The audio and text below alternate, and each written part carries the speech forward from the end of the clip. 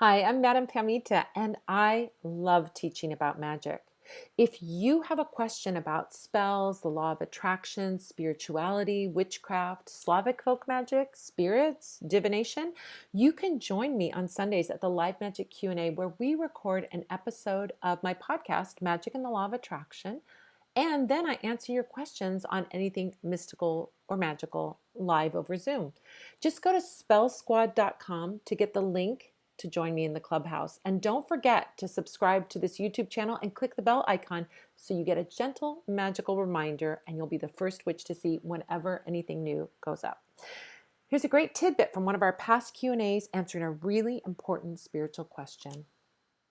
Jicho has a question. So, Madam Pamita, thank you so much for sharing your knowledge and wisdom. What I have learned via your YouTube channel and during these tea talks is invaluable. Thank you so much, G.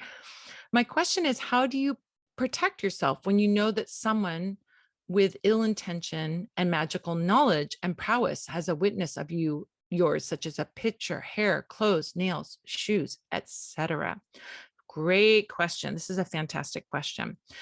So we're really talking about curses, evil eye, negative energy, and so on. Well, we just saw and we just talked about a great way to send that negativity back to someone by using a double action candle.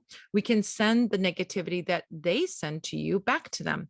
I love that kind of spell work, and I'll tell you why, because it is harm free. If they are not, if the person you think is sending you this negativity is not harming you, maybe, sometimes that happens. We have had situations, everyone has a situation where you think someone doesn't like you, and then it turns out, oh, maybe they're just shy. It's not that they don't like you. It's just that they're a shy person, for example. That's an example of that. So a really safe way to do this work is to do a reversing spell. So if the person is not sending you any negativity and you send something back, you're not going to send anything negative back because they're not sending anything negative to you. But if they are sending negativity to you, you're going to send it right back to them. It's clean work. It's like impeccable clean work because it's foolproof. If you got the wrong person, it's not going to harm them.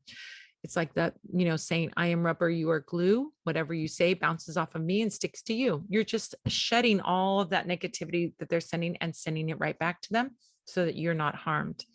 Another thing that I recommend is doing protection work, protection magic. You can do, like we have an oil in our shop, powerful protection oil. I love powerful protection oil for a very specific reason. It's the only protection oil that I know of that is focused on making you invisible to your enemies. You are invisible to them. They can't find you. They can't get to you. And that's the safest, most protected way to be of all, right? You've got your Harry Potter cloak of invisibility. How are they going to get you, right?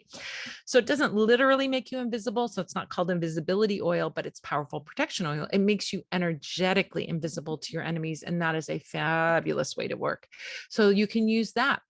You can also cleanse and clear if you've already picked up something, they've already sent something negative your way. You can do a cleansing or clearing spell.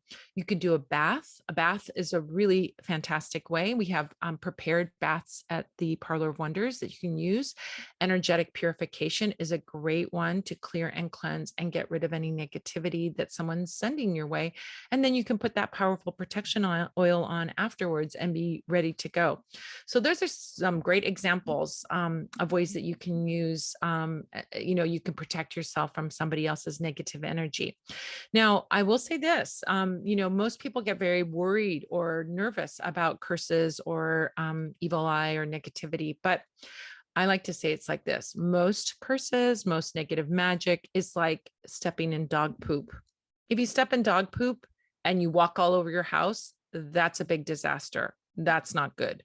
But if you catch that dog poop and you wash off your shoe, you're in good shape, right? No harm done. You got rid of it. The problem is that most people who experience curses don't do anything about it. They're like the person who steps in the dog poop and walks all over their house, and now they've got a big stinky house and a big mess, right? So if you do cleansing and clearing, if you do this reversing spells, cleansing, clearing, and protection, you're going to be in great shape. There's really not, unless you're getting into very, very, very complex ancestral curses and things like that, there's really the vast majority of curse work is very easily resolved and very easily mitigated. So you don't need to get worried about curses, I do cleansing work all the time. Not that I have any enemies, but that I want to just clear off negativity, right? From out in the world, or my own anxiety or sadness or fear or whatever. We can get rid of it with cleansing work. So there's lots of ways that you can work to mitigate these situations. And so you don't need to be afraid. This is, it's kind of like, I would say curses are like spiritual terrorism. They're meant to make you feel afraid. But when you're not afraid, you're empowered, you're strong. So that's why reversing spells are there. That's why cleansing spells are there. That's why protection spells are there to empower you so that you don't have to feel afraid in your life or nervous or worried or anxious. So very easy to get rid of curses and evil eye stuff. You just have to do it, right? Just like you have to wash off your shoe when you step in poop, right?